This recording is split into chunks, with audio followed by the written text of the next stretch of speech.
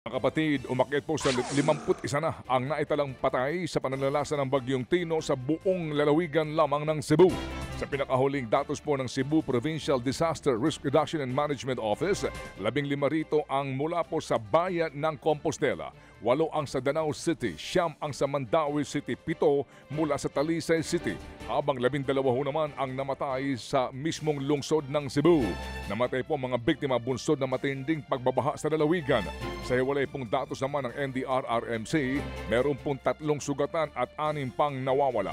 Umabot na rin po sa halos 200,000 pamilya ang apektado ng malakas na bagyo. Napanatili naman ang Bagyong Tino ang lakas nito habang unti-unting lumalapit sa northern Palawan. Huling namataan ng bagyo.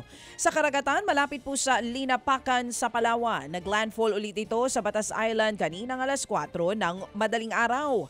Tatawirin po niya ng northern Palawan bago nga lumabas sa West Philippine Sea. Ngayong umaga, saka naman lalabas ang bansa mamayang gabi o bukas ng umaga. Kumikilos po ito pakanluran at taglay ang hangin aabot sa 120 kph at pagbugso na hanggang 165 kph. Sa ngayon, nakataas pa rin ang signal number 3 at signal number 4 sa northern portion ng Palawan at Calamian maging sa Cuyo Island. Samantala, signal number 2 naman sa southern portion, Occidental at Oriental Mindoro, central portion ng Palawan, Cagayancillo Islands at Caluya Islands. Signal number 1 ang nalalabing bahagi ng Occidental Mindoro, Lubang Islands, nalalabing bahagi ng Oriental Mindoro, western portion ng Romblon, southern portion ng Palawan, kasama rin po ang Kalayaan Islands, Aklan, nalalabing bahagi ng Antique, central at western portions ng Capiz at central at southern portions ng Iloilo maging sa Guimaras. Samantala, suspendido pa rin po ang klase sa ilang mga lugar dahil nga pa rin po sa masamang panahon at pinsalang iniwan nga ng Bagyong Tino. Wala pong pasok ngayon sa lahat ng antas sa mga lalawigan ng Aklan, Quezon at maging sa Romblon. Gayon din po sa Binangonan, Rizal at mga bayan po ng Calintaan, Rizal at San Jose sa Occidental Mindoro. Lahat ng antas din ang walang pasok sa ilang lugar sa Palawan, kabilang po ang Puerto Princesa at maging sa mga bayan po ng Brooks Point at Kalayaan, Sofronio, Española, Nara at Quezon.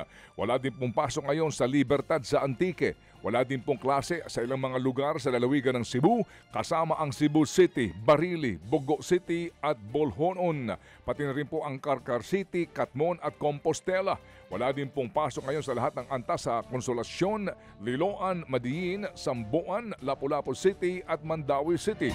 At wala din po ngayong klase sa Tacloban City sa Leyte. Samantala sa iba pang balita, pinakakasuhan na ng Independent Commission for Infrastructure o ICI si dating DPWH Secretary Manuel Bonoan at ilan pang opisyales kaugnay po ng flood control projects. Base sa interim report ng ICI, Ghost Project daw ang 72 million pesos na riverbank protection structure dyan po sa Plaridel na hindi daw natapos pero nabayaran ng buo. Dahil nga dyan, inirekomenda ng komisyon na silipin ng ombudsman kung may nilabag sa Code of Conduct and Ethical Standards for Public Officials, sina Bonoan, maging sina dating Undersecretaries Roberto Bernardo at Maria Catalina Cabral. Kasama rin sa iimbestigahan ang ilang district engineers at contractor ng proyekto na sina Henry Alcantara, Bryce Hernandez at Yumir Villanueva ng Top Notch Catalyst Construction. Posibleng makasuhan po sila ng graft, malversation, falsification at maging paglabag sa Procurement Act. Ang giit pa ng ICI, may matinding sabwatan daw sa likod ng maanumalyang proyekto.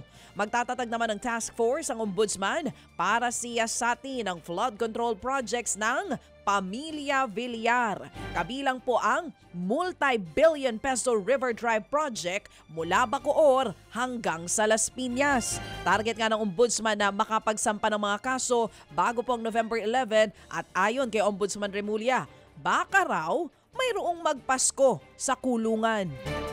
Baka. Samantala po naman posible daw po maharap naman sa reklamong gross inexcusable negligence o pagpapabaya si dating House Speaker Martin Romualdez. dahil sa naging papel nito sa pagtatalaga kay dating Congressman Zaldico bilang dating nga pong pinuno o chairman ng House Committee on Appropriations at pagkakadawit ng dating mambabatas sa kalaunan sa anomalya sa flood control projects. Ayon kay Ombudsman Boying Remulla, responsable kay Jose Romualdez bilang pinuno ng Kamara, kaya kasama siya sa dapat na managot. Pareho po namang inaakusahang tumanggap ng kickback sa flood control project si Romualdez at maging siko, pero kapwa nila ito patuloy pong itinatanggi. Mga kapatid, brothers and sisters, saan ka pa? Dito na tayo sa totoo.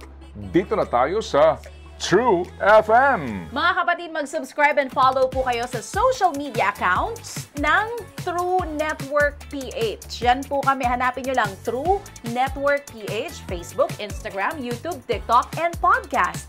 Mapa Apple or Spotify man yan, mahahanap nyo kami. Lahat ng mga napapanood at napapakinggan nyo po sa programa, nasa social media accounts namin yan. So, paano mga kapatid? See you sa social media!